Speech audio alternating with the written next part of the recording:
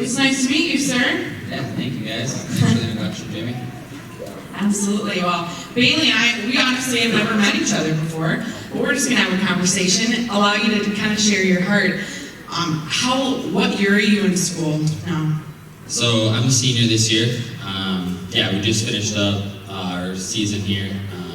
Our national tournament was about a month ago, so it's a little weird. I'm a month retired. It's kind of a weird feeling, but Sure. It's been good. I'm really happy with the career that I had there at the University of Minnesota. And, FCA has been a really big part of that, so I'm excited to share with you guys how I take back my life. Sports can start to become, even wrestling can start to become part of your identity. It's like, I know that I love Jesus, I know that I'm going to school, I know I'm going to have a life beyond this, but for the last however many years, wrestling has been part of who you are. And so it's important to remember your faith. Can you kind of tell us a little bit about your faith story tonight? And just, talk about how it's gotten you through your wrestling career.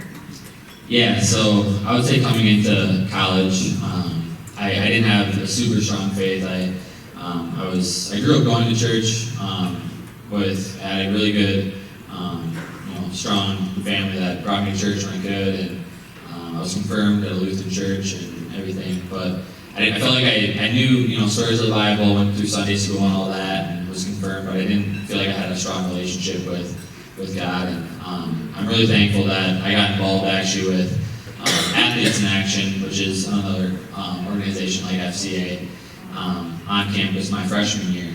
And since then, coming into college at the beginning of my freshman year, my identity was truly wrapped up in my performance in wrestling. And I allowed that to really dictate how I viewed myself, whether I had a good match, bad loss, or good match, bad match, took losses. It was really hard. It was a constant roller coaster, and I felt like I wasn't able to go out there and compete freely and really enjoy the sport. Thankfully, I did get involved with Athletes in Action and FCA, and I had some really good mentors who poured into me and helped me grow my faith a ton. And then throughout my college career, I got better and better. I was able to go out and my identity was no longer wrapped up in my performance in wrestling, but I was able to go out there to compete freely. And my mindset was always to go out there and to use it as a platform to glorify God and the abilities that He's blessed me with. I've always been able to work really hard and go out there, and I was known for my pace that I wrestled, and so I was always going out there, giving a really strong fight. And so I always felt that God gave me that strength. He gave me that ability to go out there, and when I was able to go out there and wrestle freely like that, I actually ended up wrestling a lot better. I got better and better each year, and towards the end of my career, I was competing with the top guys in the country. So it's impacted That's me a awesome. lot. Talk about FCA in high school. You're from Goodhue, Yeah. which southeastern Minnesota, we have something we can talk about, right? That's awesome. But what was it like in high school? Were you involved in your FCA in high school? Yeah, so in high school, we didn't have FCA at our high school. Recently, we actually kicked off a huddle group in Goodhue, so that's been really sweet to be a part of and help start that. So that's been a blessing for sure. But growing up in high school, I was not involved with huddle and wasn't involved with AIA until college. Yeah, awesome. So there's a couple questions on here, but I would ask you, I want you to share a story about God moving in your life as a D1 athlete. And maybe it can even be on a day that was one of the more hard times where you really had to lean on Jesus. And this can be wrestling, this can be just life in general, and those two collide a lot. For sure. Yeah. Wrestling, it's not the easiest sport in the world. There's a lot of ups and downs, and I would say, one recent situation where I really felt like I had to lean on God. At the end of last season, I was having a really good year. Going into the Big Ten tournament, I was ranked top 15 in the country, and was looking to do really well at nationals, and ended up tearing up my knee really badly at our Big Ten tournament. I tore my LCL, my PCL completely, and ended up having to get surgery after the season was concluded last year. And usually for a PCL, it's usually about a year recovery. So it wasn't looking good heading into my final year as a senior for wrestling, and That was devastating news. I remember when I got the phone call that it was as bad as it was. I just broke down crying. I was actually with my girlfriend when it happened. It was one of those really, really low points. You're kind of in shock. You don't know what's going to happen. And throughout the rehab process, all spring, summer, and even into this next season, as we started competing, I felt like I really had to lean on God and just trust that He was going to be there for me throughout all of that. There's a lot of highs and lows throughout the rehab journey that I had. I was blessed to actually get back competing sooner than anybody thought I'd be able to.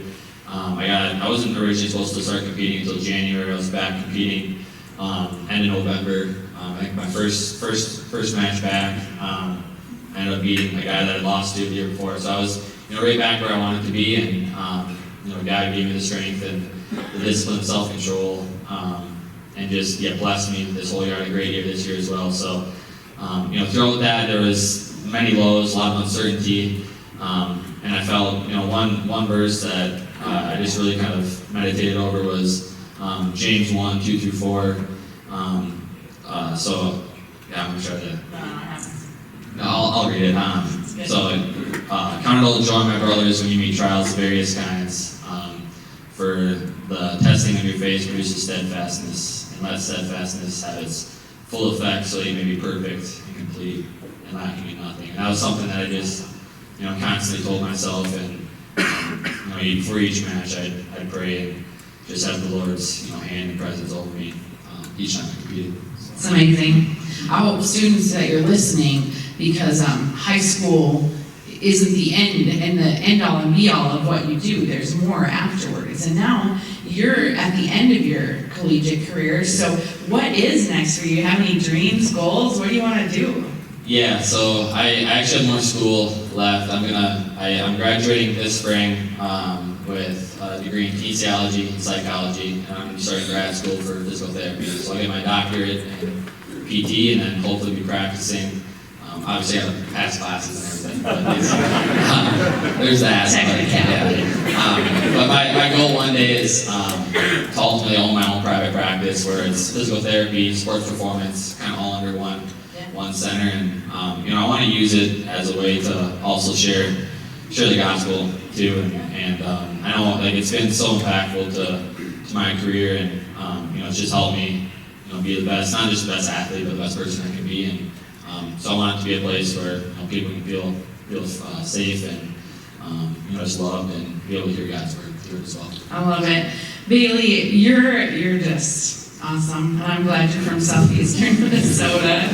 God's going to do big things through your life, and I think just the real message of nothing comes easy in life. You have to work hard to get where you are. Discipline is involved every single day, and I will never be a wrestler. And I'm going to own up to something today, okay? I'm going to own up in front of everyone. That's it. I thought I was going to interview a female tonight until about 20 minutes before I got here. And James was like, there's D1 female wrestlers? No, Bailee is a dude. And I was like, oh my God. So it's super nice to meet you, Bailee. And you're just so awesome. And now we're friends. Thank you. Funny story, me and my girlfriend will get coffee at Starbucks, and they write your name on it and stuff. And, my name will be on it, and they'll give it to her. But they never suspect that it's my coffee or anything. And you always say, thank you very much. Anyway, thank you, Bailee. You're amazing, and we're so glad that you were here tonight, gave of your time, and it's going to be a great evening, so thank you so much. Thank you, guys.